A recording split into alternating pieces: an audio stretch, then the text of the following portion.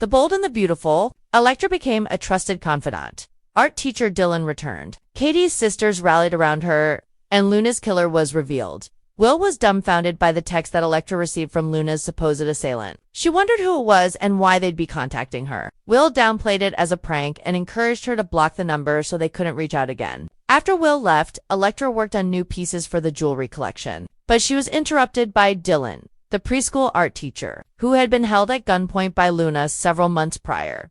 Dylan stopped by Forrester to bring Electra a coffee, which she used to do when Hayes was an art teacher. She hadn't returned any of Electra's messages in several months, but she understood her hesitation to dredge up the past. Electra assumed that Dylan had seen the onslaught of news coverage surrounding Luna's demise. She explained that she had changed her time in the time following being held captive by Luna. Dylan had too many calls from people looking to get the inside scoop on what she went through. Dylan apologized to Electra for calling her a friend, but she needed to take the time to rebuild her life. She struggled to forgive herself for allowing Luna into her classroom, which led to the kidnappings and multiple shootings. In a traditional school setting, Luna would have never breached the typical protocols, but instead, she unleashed trauma on Dylan that she still vividly remembers. She blamed herself for Liam and Sheila being shot, and she couldn't shake the image of Steffi nearly being killed because she summoned her to the beach house that day, not wanting to bother Steffi. Dylan decided to reach out to Electra, believing her to be the only person she could turn to. Something else happened between the initial hostage situation and her current visit, and she needed someone to open up to. Electra had picked up on the intense energy from Dylan and wondered if there was more to it than just reflecting on the trauma Luna had inflicted on her. They discussed Dylan's work with children, but Luna was confused about where the conversation was headed.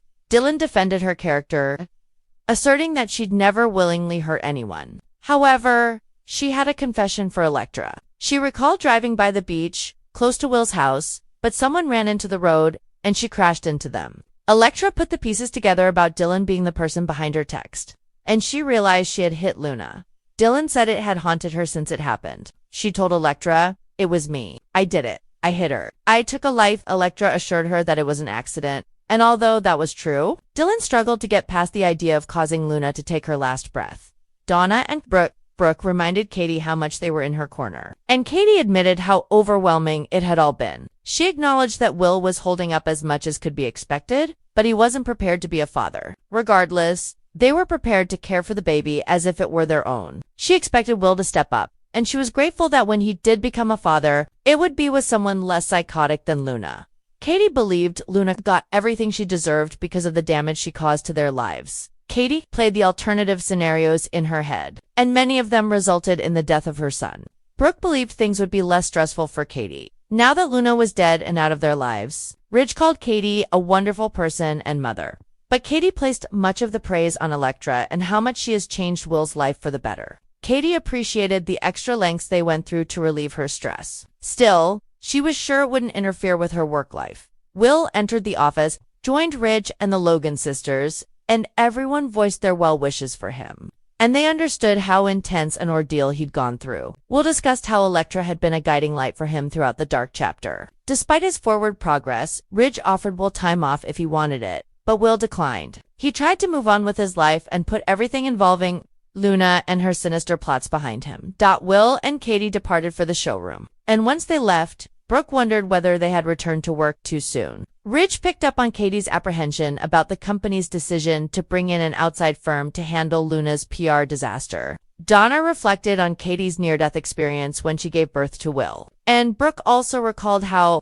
Katie would do anything for her son. Brooke thanked her husband for being supportive of her sister and her nephew. He understood the impact that Luna had on families because of how she tormented Steffi. Brooke agreed, and she was happy that Will had Electra by his side at the company. Ridge hoped that Will was happy in his position at Forrester, and he didn't want Katie to take offense at bringing in another PR company to help with the ongoing crisis. She assured him that Katie would understand and that she merely needed a little extra help to work through things. Katie asked Will if he thought he'd be better off taking more time at home to relax and recharge. However, Will needed to reset his brain at work, and he asked Katie how things were between Bill and Katie. She believed that things were on a great path, and she asked Will about his relationship with Electra. He discussed the anonymous text she received that sent her into a panic. Katie's first instinct was that it was another deepfake nude photo, but he promised her that it wasn't the case. Will walked her through what happened and that he didn't think it was something to stress over.